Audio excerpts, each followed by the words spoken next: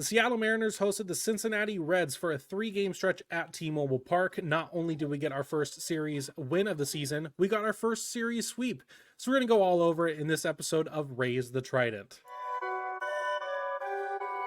Perfect. Right field, bye-bye! A grand slam! Giddy up, baby! That is way gone! That's what I'm talking about. Julio!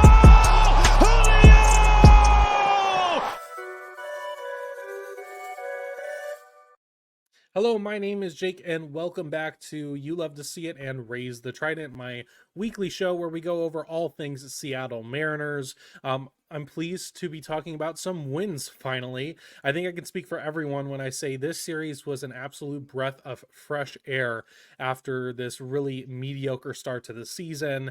We ended up hosting the Cincinnati Reds for 3 games. I was going into it kind of hoping for a series win. I wasn't going to expect a sweep by any means.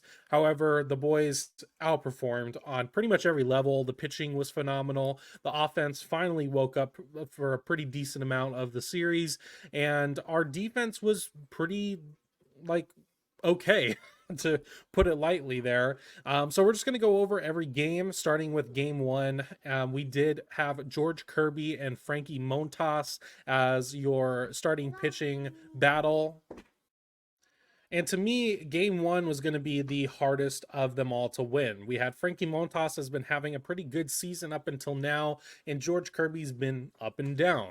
And so I didn't really know what to expect, and this is pretty much the one I had the least hopes for when it came to how we would do.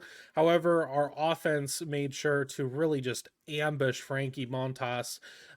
Ended up having 2 leadoff walks to start the game, and then a 3-run shot from Jorge Polanco within 3 batters. We had a 3-0 lead.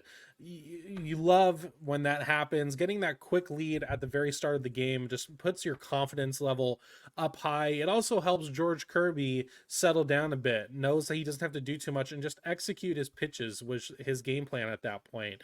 And we ended up knocking Montas off in 2 innings. We got 5 runs off of him. He ended up pitching, I think, 60-something pitches in that span.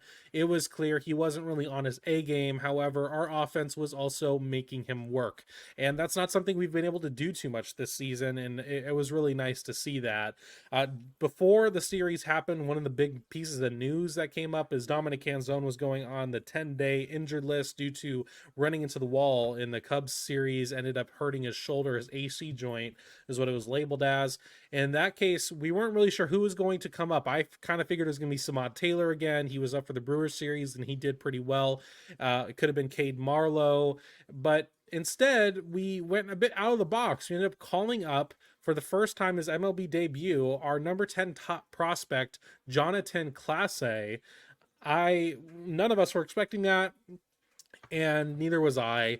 But, I kind of had a weirdly positive feeling about it, in the sense of, maybe this is a move that could really spark our offense, getting a young guy to come into the clubhouse who is, making his major league debut. That's always a really magical feeling, and I'm sure the players around that player feel that too. And it seemed to work pretty well. He had a pretty okay debut. He ended up getting his first MLB hit, which was an RBI single in the 6th inning. So that was awesome. A really nice moment for Jonathan Clase, not only just to get the hit, but to have it be an RBI. It's productive for the game. It ended up affecting the game's outcome. It was really nice to see. And then outside of that, we ended up scoring 9 runs in total in this game, in game 1, which is the most we scored all season.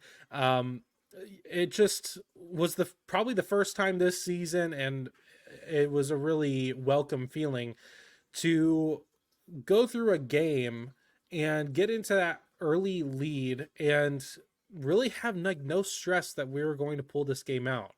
And it was an awesome feeling. I'm sure everyone else feels that way too. And on the pitching side, George Kirby had a pretty good game. His final line was 6 innings pitched, 5 hits, 2 earned runs, and 6 strikeouts. He did say after the game that he was tinkering with his slider to give it some more vertical movement, and it worked pretty well. He threw it 14 times. He didn't get any whiffs on it, but he only got one piece of very weak contact. I believe it was at 84-mile-an-hour exit velocity. So, hopefully that's something that can help him in the future, a good, to really upgrade that slider. We need George Kirby to have a good stretch of baseball here, because when he is struggling, it's pretty rough to watch. And I also personally hope he does better, because I'm supposed to see him in person on April 27th against the Diamondbacks. So fingers crossed that we have, mean George Kirby on the mound, like, Baltimore George Kirby, like Game 3 ALDS George Kirby. I would love to see it in person. So getting into Game 1, ended up as a 9-3 win, our most resounding win of the series and of the season. And then going into Game 2, it was our, third time maybe saying, well, I think the saying that I say is win a game, win a series. It has not worked very well this year thus far. Today, really yesterday, it worked, thankfully. We had a pitching matchup of Hunter Green versus Logan Gilbert. Hunter Green is mainly a fastball slider guy. He has some good velocity on his fastball. So I was kind of hoping, as we've had more trouble with breaking pitches, that would translate to us being able to do some damage on him. And we ended up chasing him out after only 4 innings of work. We only got 1 earned run off of him, but after 4 innings of work, he had 98 pitches in his pitch count.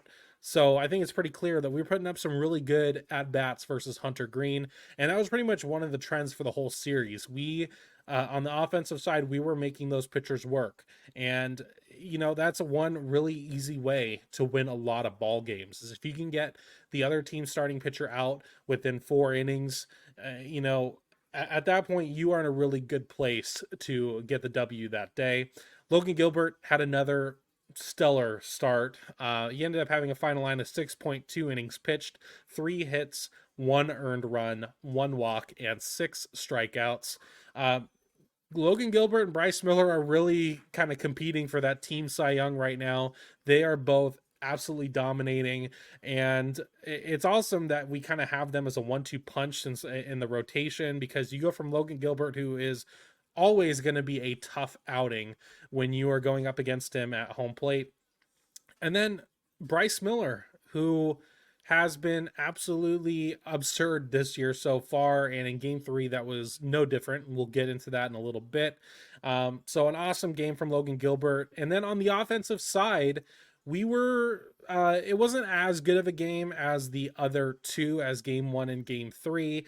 However, one big positive from this is we started to see Julio Rodriguez again. And you may be asking, like, well, he's been in the lineup. He's played all but 1 game so far this season.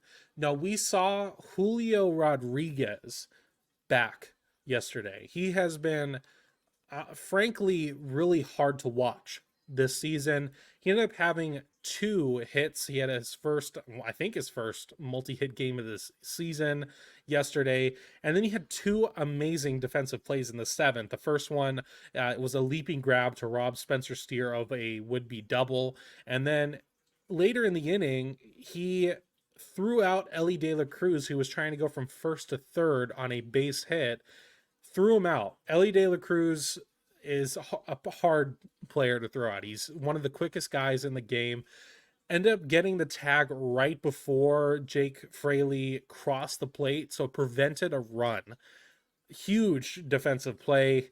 Ended up really sealing the deal for that game. We ended up winning, I believe, 3-1 on that. And then going into Game 3, we've already secured our series win, our first one of the season. So, I thought we were in a good position with Bryce Miller on the mound to get a series sweep, which would be huge for this team, because at that point you're going into a 9-10 record. You are depending on how the rest of today goes, at like a game back or maybe even tied. And it just felt really good, especially after losing all the series or splitting the first one with the Red Sox. And, one of those series, at least the Guardian series, I would say was definitely a winnable one. And I think we could have pulled it out against the Cubs too. So it's just been disappointing. And so it's to get the series win and then go into it with the guy who's been absolutely shoving to get the sweep. You had to be feeling amazing going into this start today. And thankfully, spoiler alert, even though I already spoiled it, they got the series sweep. And it was an overall pretty good game on all sides of the field. Bryce Miller had another gem. 6.0 innings pitched, one hit, one earned run. That was that one hit and that one earned run was on an Ellie De La Cruz homer. One walk, seven strikeouts.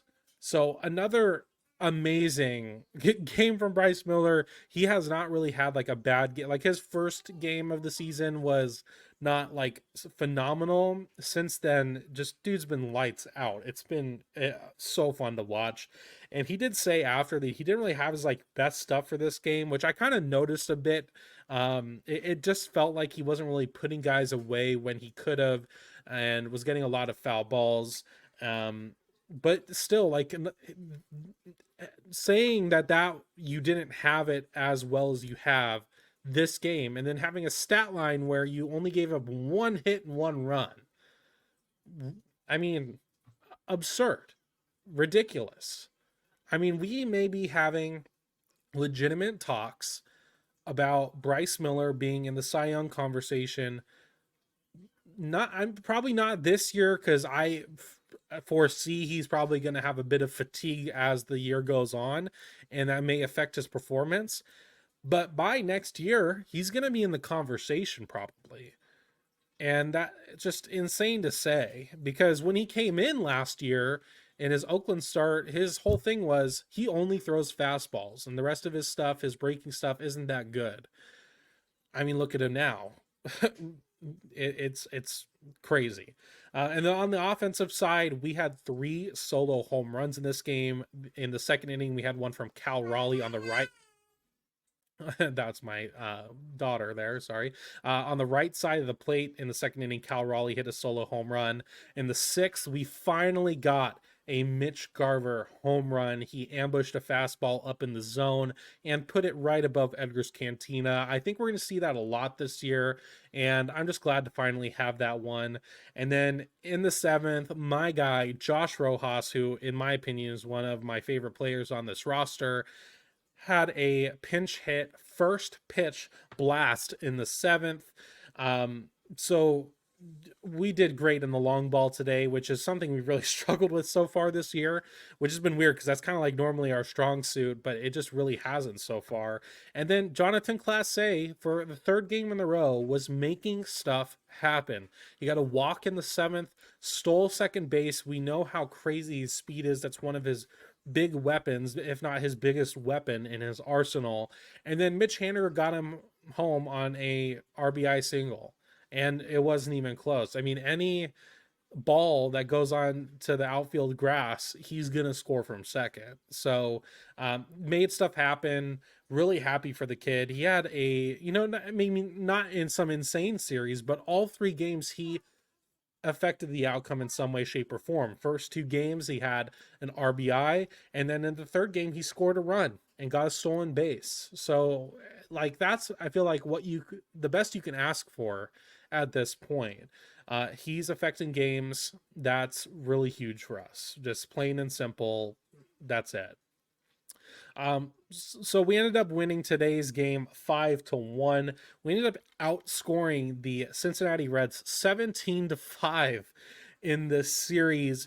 On the offensive side, we amassed 26 hits and 20 walks through 3 games. And I want to point that out because I think, we can all agree that we have not put up really great at bats this season so far. And to have 20 walks in a 3-game series, something changed. And we can only hope that it keeps going, because getting on base is really the main way you're going to score runs and win ball games, plain and simple. And then uh, as far as the offensive highlights of this series, Julio looked better. Plain and simple, he looked better this series. He had 2 doubles in game 3. So that's cool. He's scorching the ball. He's finally learned how to kind of elevate it, and which is what we've been waiting for. He's hit a lot of ground balls to start this year. He's starting to elevate it, and once he elevates it, he's gonna do damage. And then JP had a multi-hit game, and I think it was in game 2, I want to say. Mitch Garver finally got his dinger, like I said, in game 3, and then Class A just straight up made things happen. And after losing Dominic Canzone, who up until that point was probably one of your most productive hitters in the lineup, I think he has 4 home runs already. Losing him sucks because he's probably not going to be back for another month, maybe, hopefully a little bit less than that. We'll see. So until then, if Jonathan Class A can at least just like get stuff going in games, he may strike out a lot, unfortunately.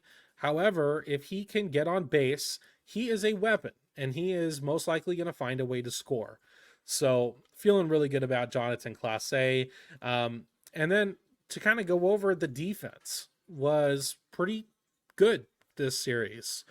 We only had 1 error. I believe that was in game 2, I want to say. Other than that,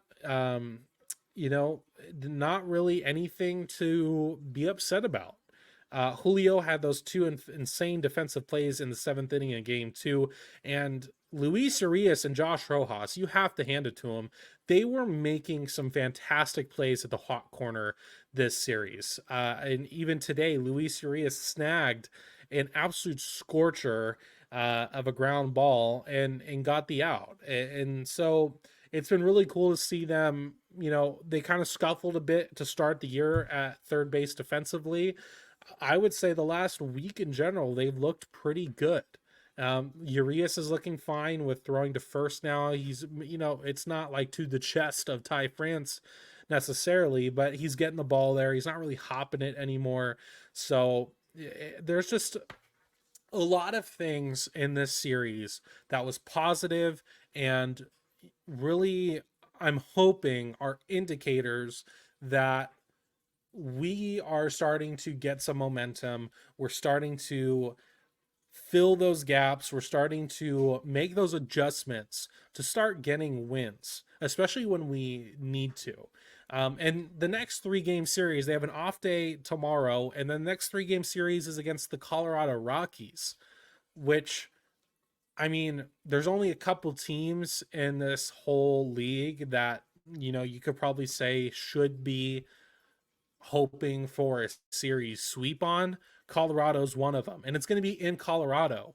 So I'm hoping that, builds some guys' confidence in their power. Hopefully we see some home runs, and I think it's going to be really tough to come out of this Colorado series with anything but a positive outcome. So I'm going to hope for a series win. If we can get a series sweep, awesome.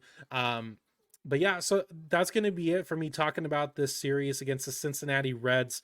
I know this is a kind of a quicker episode. I'm going to have a longer episode up for you guys on Friday is what I'm hoping for. It's going to be a bit more talking in depth about certain things and previews for the upcoming couple series that we're going to be having. But yeah, I appreciate you stopping by. If you're listening on one of the streaming platforms, Apple or Spotify, leave a 5-star review and follow the show. It helps me out a lot. If you're on YouTube, subscribe to the channel. It's free, and you can like the video and comment down below what your thoughts were about the Cincinnati series and going into Colorado. How do you think we're going to do? But that's going to be it for me, and I will see you guys in the next one.